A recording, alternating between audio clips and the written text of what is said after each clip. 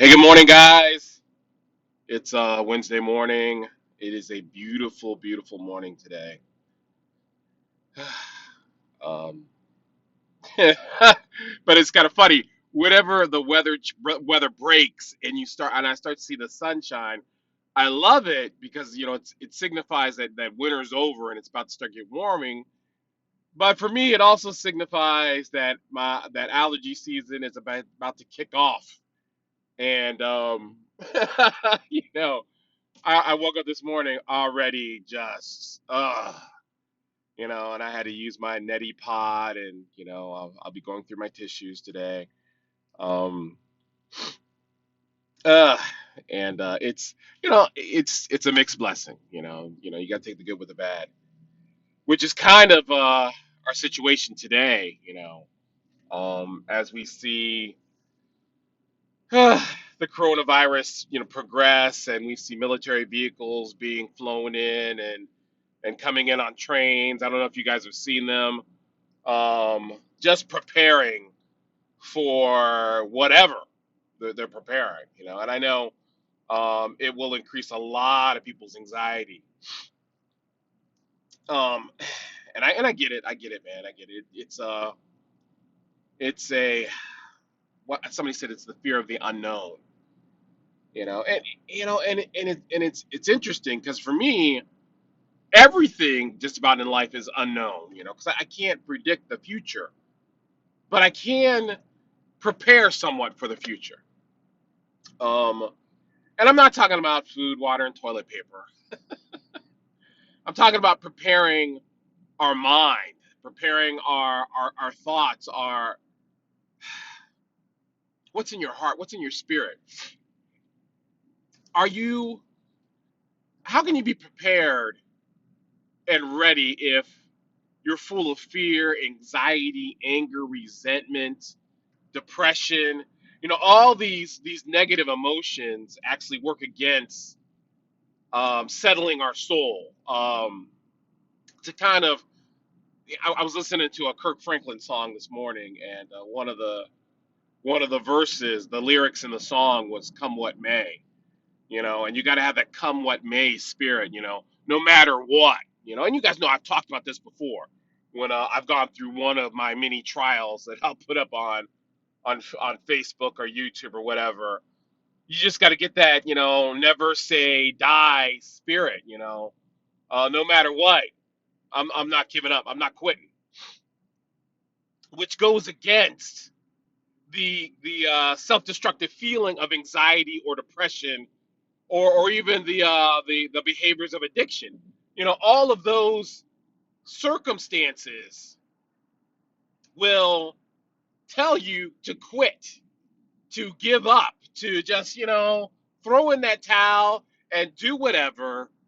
Jump off the bridge, go use drugs, drink yourself to death, stay in your bed with depression, just stop trying. And they all do that.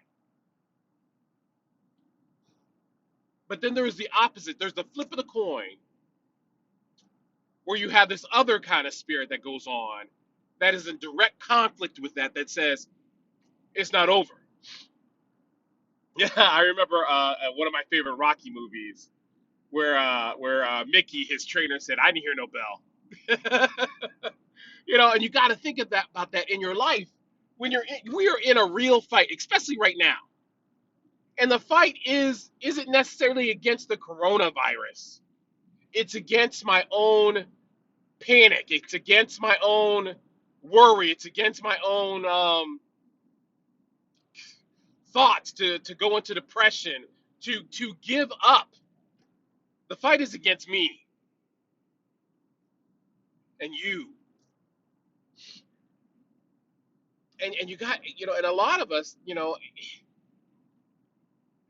I remember I told this one couple, it was a long time ago, and they were going through a financial storm.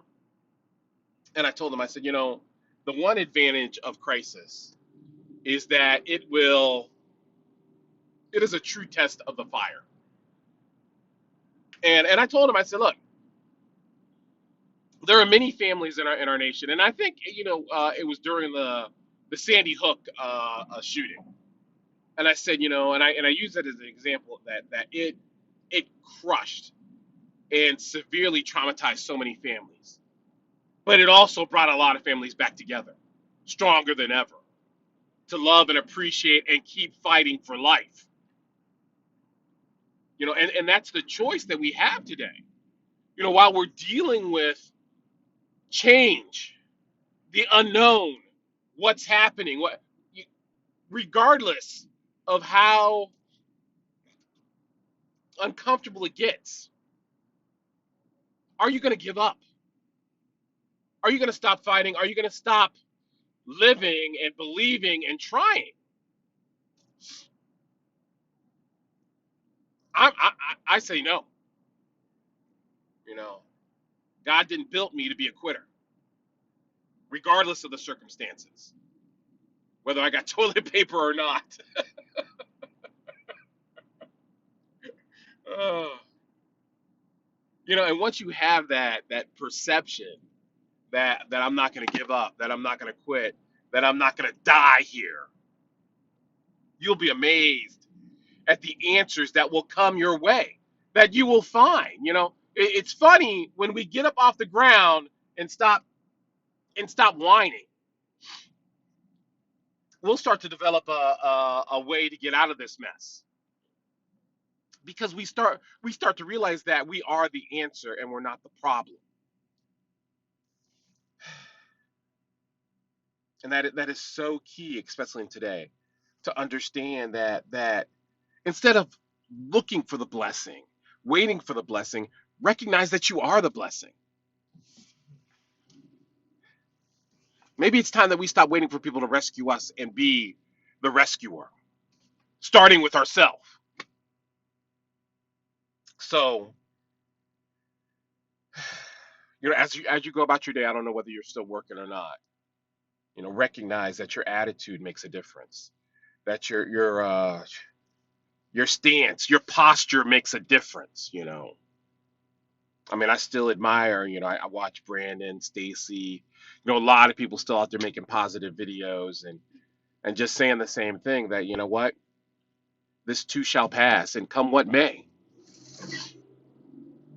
we're not going to quit. We're not dying here. Our story's not over, and neither is yours. So I love you guys. I'm trying to pass this guy right beside me, and I'll talk to you later. Okay, peace.